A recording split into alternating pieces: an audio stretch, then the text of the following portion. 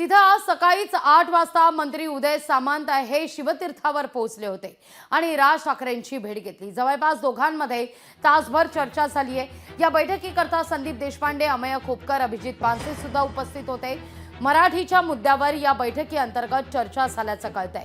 अनेक बँकांना भेटी देऊन मनसेच्या वतीने आता निवेदनं दिली जात आहेत। मराठी संदर्भात मनसे आक्रमक होताना दिसतेय आणि याच भेटी करता म्हणून आपण शिवतीर्थावर आलो असल्याचं उदय सामंत यांनी स्पष्ट केलेलं आहे। एकनाथ शिंदेंच्या परवानगीनेच आपण शिवतीर्थावर पोहोचलो असल्याचं देखील उदय सामंत म्हणतात। इतकंच नाही तर बँकांमध्ये मराठीचा वापर करण्यासंदर्भात राज ठाकरेंनी काही सूचना आपल्याला सुचवल्या आहेत। याविषयी आपण मुख्यमंत्री आणि उपमुख्यमंत्र्यांशी चर्चा करू अशी ग्वाही सुद्धा उदय सामंत यांनी दिली आहे। पाहूया।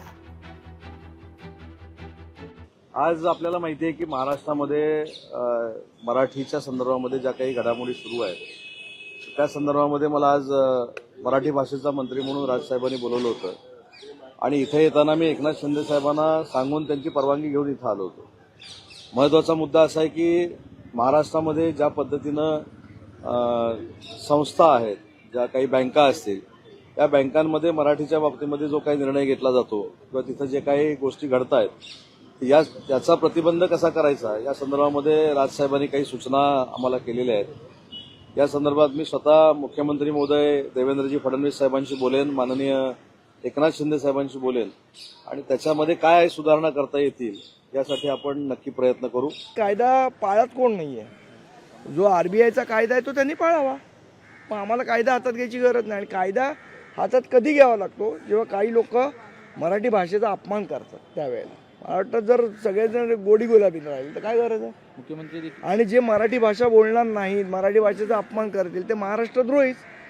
जो देशाबद्दल वाईट बोलतो तो देशद्रोही, जो महाराष्ट्राबद्दल वाईट बोलेल, मराठी भाषेबद्दल वाईट बोलेल तो महाराष्ट्रद्रोहीच। पण तेच आहे ना, समजा महाराष्ट्रातल्या वेकन्सीज असतील तर त्याच्यासाठी महाराष्ट्रातलेच लोक सिलेक्ट झाले पाहिजेत।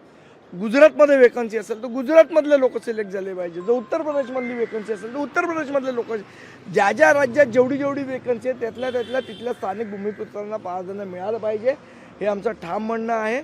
आणि हे काय घेऊ जाण्यासाठी एवढं त्यांच्याकडे एक शिवाजी पार्कला कॅफे उघडलेला आहे,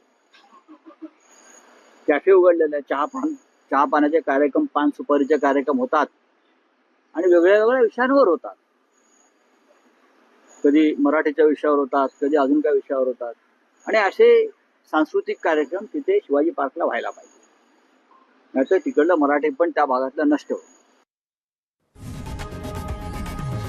लोकशाही मराठी ऐका, पहा, जागरूक रहा।